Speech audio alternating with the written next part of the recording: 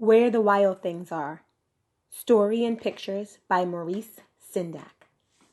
The night Max wore his wolf suit and made mischief of one kind and another, his mother called him Wild Thing, and Max said, "I'll eat you up."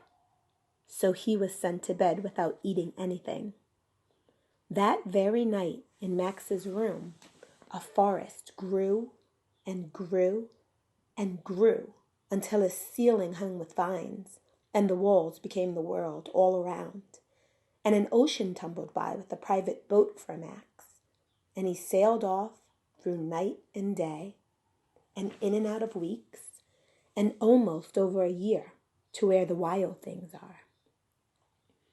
And when he came to the place where the wild things are, they roared their terrible roars, and gnashed their terrible teeth, and rolled their terrible eyes, and showed their terrible claws, till Max said, "Be still," and tamed them with the magic trick of staring into all their yellow eyes without blinking once.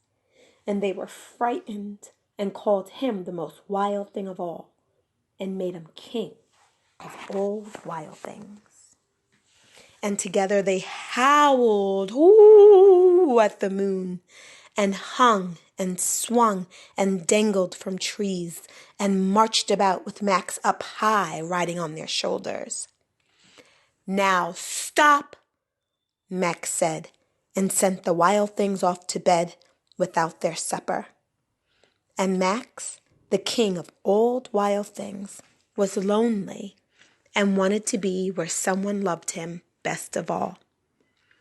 Then all around him, from far away across the world, he smelled good things to eat, so he gave up being king of where the wild things are. But the wild things cried, "Oh, please don't go. We'll eat you up. We love you so."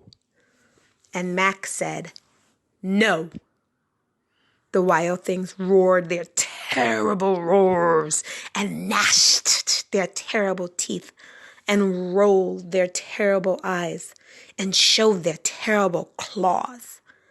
But Max stepped into his private boat and waved goodbye, and sailed back over a year, and in and out of weeks, and through a day, and into the night of his very own room, where he found his supper waiting for him, and it was still hot.